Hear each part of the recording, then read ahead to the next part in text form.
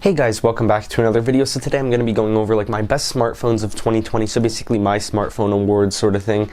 Now, obviously, you know my deal, this isn't going to be like a heavy B-roll video, no specs sort of video. I'm just going to go over my best smartphones of the year, my opinion.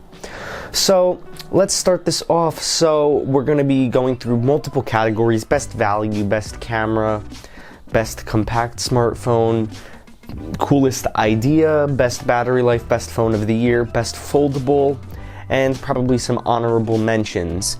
So let's get right into this. So let's start this off with the best value category. So now my winner for the best value category would have to be the Pixel 4a 5G. Now the reason I picked the Pixel 4a 5G is because I really enjoyed the Pixel 4a, and the Pixel 4a 5G just takes the Pixel 4a to the next level. It gives you 5G. Now you don't get wireless charging, but you get your dual cameras, so it's probably a better camera than the Pixel 4a. You get a better processor, so on and so forth. So that's why I would have to give my best value winner to the Pixel 4a 5G. Now my runner-up for this category for best value would have to be the OnePlus Nord. Now, you get your like 90 hertz display with that thing. Like the OnePlus Nord, you get a 90 hertz display. That alone makes it a best value. For that price, you can't really get anything better. I mean, you get the 90 hertz, you get a high refresh rate display, you get your OnePlus UI, you get your Oxygen OS. Personally, I really like OnePlus phones. I haven't really had that much experience with them though, but for that price, this phone just really makes a really good runner-up for this category in my opinion. So that is it for the best value category. So we are going to move on to the best camera category. Alright, so for best camera, I'm gonna have to give it to the Note 20 Ultra for the winner.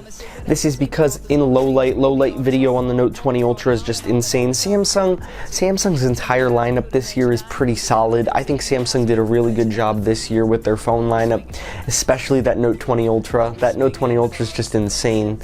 Overall, in my opinion, the camera is really good on that Note 20 Ultra. Definitely the winner of the best camera, the Note 20 Ultra. Now for a runner-up, I'd have to give it to the iPhone 12 Pro Max or like a Google Pixel 5. I really like the look that the Google Pixels come out with their cameras. I really like how the way like the picture quality looks, the picture overall. I really like the look of it. Now the iPhone is a runner-up too because I use an iPhone 12 Pro, and I just overall really like the look of the camera. I think when out and about, it looks really good. I think pictures, I can just pull this phone out of my pocket and snap a good picture. That's why I'd have to give best camera runner-up to this, but best camera overall to the Note 20 Ultra. Moving on, so the best compact smartphone category, I'm gonna have to give the winner to the iPhone 12 mini. That thing is insane. You get flagship specs, you get stuff from your iPhone 12, which I would consider a flagship, but sort of not really because, I don't know. But you get some stuff, you get the same processor from the flagship 12 Pro Max. Obviously the cameras are going to be a little bit different, but I don't really notice a difference between the cameras on Apple's lineup, honestly. And you get multiple different colors, and you get that really small form factor, almost like the old iPhone 5S, which was one of my favorite form factors. This is a no-brainer for the winner for best compact phone, the iPhone 12 mini. It deserves it. It's the best compact phone of the year. Now my runner-up for this category has got to be the Pixel 4a. Now I actually have one of these things and I like it a lot. That's probably like the best form factor right there in the middle. Not too small, not too big. 5.8 inches, not bad. Like, it's probably right in the middle, and the phone's solid, good camera. It's got really good features. Now it is a mid-range budget sort of thing, so $349 for that. It's cheaper than the iPhone. Now the iPhone's going to run you $700, I believe, and that's a little expensive for some, so the Pixel 4a, not a bad choice. Alright, so moving on from best compact smartphones, now we're going to move into the best or the coolest idea. Now, I'm going to have to give my winner for the coolest idea to the LG Wing. Now, I actually had experience using this phone in a store, and just the really cool design with the swivel display. It's just overall really cool, and it's just a no-brainer for winning this category. Like, the hardware was built really well. Like, it was overall like a really fun phone to use and really interesting with the swivel display. Now, is it something you're going to use every day? No, it's not. That's why something like a Z Fold 2 would be better for me if I was going to pick a foldable. But this thing is a really cool idea. I think LG has a lot of potential in the future. I think this year was really good that they're not focusing really on flagship phones. They're focusing more on like the mid-range, foldable, sort of that line. Now for runner-up, I would have to give this to the Z Flip, the Galaxy Z Flip, and the Moto Razr. Two favorite phones of mine. I just love that. I love that form factor where it flips up like a flip phone.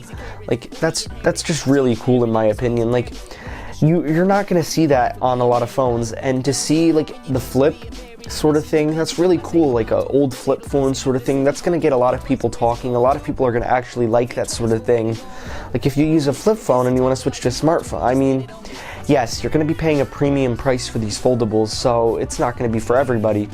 But the Moto Razr and the Z Flip are definitely some cool phones. Definitely. So, best battery life. For best battery life, my winner is going to be the Pixel 5, and my runner-up is going to be the ROG Phone 3. Now, because my winner is the Pixel 5, this is because I've seen people with their Pixel 5s, they've been getting more than a day with their battery life. Like, that automatically just wins best battery life for 2020, in my opinion. Like my iPhone 12, I only get through like a day, barely, and so that kind of sucks. Like I wish I could get more. That's why the Pixel 5 wins this category, and honestly, I might try one out. Might pick one up and try it out. Now the ROG Phone 3, that's a gaming phone. Now this thing has a really good battery life. It's insane. Now you might not see this phone a lot. Obviously, a lot of people are not going to want to pick up an ROG Phone 3. It's not going to be something for everyone, but it is a gaming phone. Overall, though, really good battery life from both of these phones. Now, for my best foldable, I only have one phone that wins this category, and it's a no-brainer. It's the Z Fold 2. That thing is like one of the best phones of the year. Now, this wins best foldable because of the form factor, and it is the most improved, I believe, from the first generation. Now, they made the full form factor bigger. It opens up into a tablet. You don't have that weird little notch-looking thing anymore. It's just a little hole punch. Like, it's overall a really cool phone with the high refresh rate. That thing's insane. Now the price tag's a little high. I wish it could be lower. Hopefully Samsung can lower that price tag at some point once these parts get a little easier to get and stuff, but I highly doubt it. But this is the best foldable of the year. Now, some honorable mentions before I get to the big one, the winner of the year and the runner-ups. I'm going to have to talk about the S20 series, the whole S20 series. It's pretty solid. The OnePlus 8T, the S20 OnlyFans edition, all some really good runner-ups, honorable mentions, really good phones. So those are some honorable mentions that I think are good. Now we're going to get into the main winner for this year. Now the main winner is the Note 20 Ultra, no-brainer. See, I would pick a Z Fold 2, but it's a foldable and I have a whole different category for that. So the Note 20 Ultra is the winner in my opinion for the year. Really surprising coming from me. You might have thought I would have picked an iPhone, but no, the iPhones are not the winners. Not ever. I can't pick an iPhone as the winner. Now, the reason I picked the Note 20 Ultra is because it is a really good phone and I really enjoy using it. The really thin bezels, the infinity display, the display quality, the OLED display, everything about this phone, the build quality. Overall, though, Samsung really came up on top this year with their phones. Like, this Note 20 Ultra is just top notch. I really like it, and that is why it wins my best phone of the year. So now, some honorable mentions. I'm going to have to give it to the OnePlus 8 Pro. I really like that too.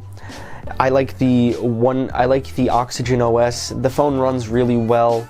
That's why I give that an honorable mention. And the iPhone 12 Pro Max is pretty good too because of the cameras. That's why I'm going to give the iPhone 12 Pro Max an honorable mention too. So that is pretty much it for my smartphone awards sort of video for this year. Hope you guys enjoyed this video. It's nothing special, just me going over what I think of the phones this year, my thoughts. So that has pretty much been it for this video. Like always, please subscribe.